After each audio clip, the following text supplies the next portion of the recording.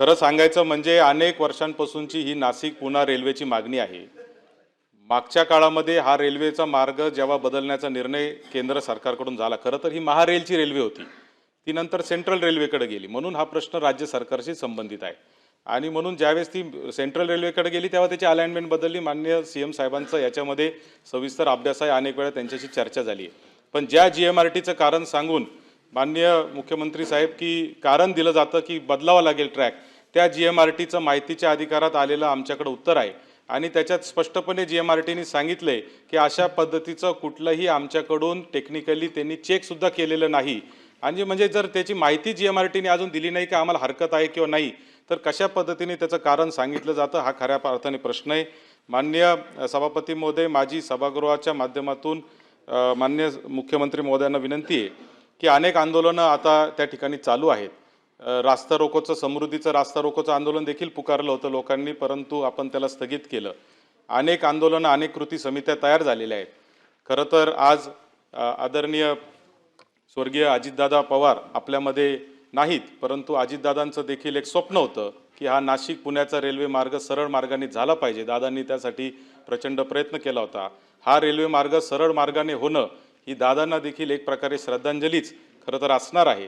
आणि म्हणून माझी सीएम साहेब आपल्याला एक विनंती आहे की विनंती वजा प्रश्न आहे की या संदर्भात जे स्थानिक लोकप्रतिनिधी आहेत त्यांच्या आणि ज्या कृती समित्या गावोगाव आता तयार झाल्या त्यांच्या काही 2-4 प्रतिनिधींच्या उपस्थितीत नाशिक पुणे सरळ मार्गाने रेल्वेच्या संदर्भात, त्याचबरोबर नाशिक पुणे औद्योगिक महामार्ग पण जो आपण एमएसआरडीसीच्या माध्यमातून प्रस्तावित केलेला आहे त्याला गती देण्याच्या दृष्टीने काही बैठक आपण आपल्या उपस्थितीत जर ठेवली तर अधिवेशन संपण्याच्या आत, तर निश्चित मला खात्री आहे की याच्यातून मार्ग निघेल आणि आम्हाला न्याय मिळेल।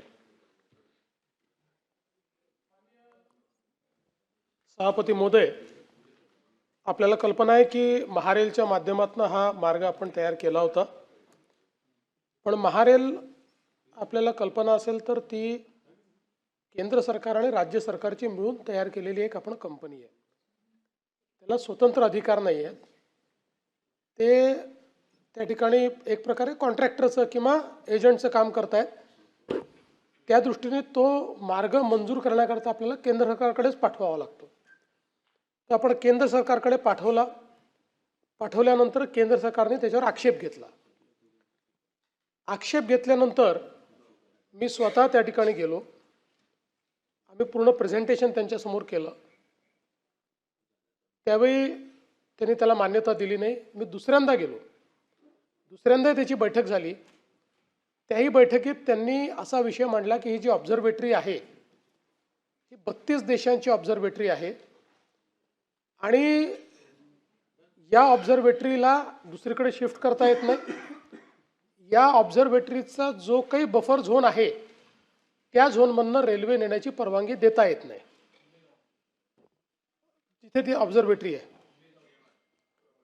आणि म्हणून मग त्यांनी ही सूचना मांडली की अल्टरनेट जो काही रूट आहे तो व्हाया शिर्डी करावा।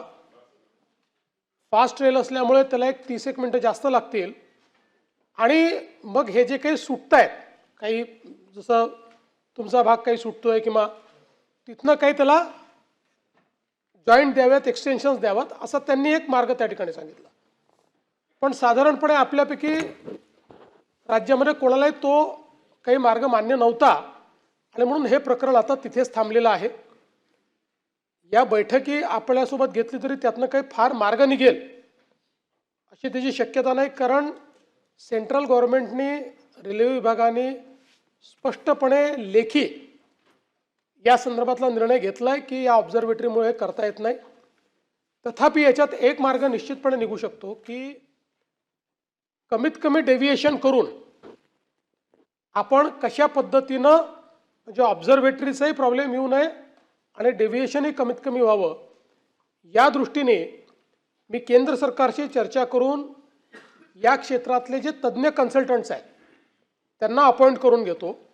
त्यांना एक 3-4 महिन्याचा वेळ देऊ आणि त्यांना सांगू की तुम्ही एकदा ऑब्झर्वेटरीचा बफर झोन, त्याचे काय प्रॉब्लेम्स आहेत, या सगळ्या गोष्टीचा विचार करून जो नियरेस्ट मार्ग आहे डेव्हिएट न करता आणि विशेषतः जी महत्त्वाची गावं आहेत ही गावं कशी कव्हर करता येतील अशा पद्धतीनं तुम्ही त्याच्या संदर्भात एक त्याची आखणी जी आहे ती आम्हाला करून द्या आणि मला वाटतं ती आखणी आल्यानंतरच आपण ते करू.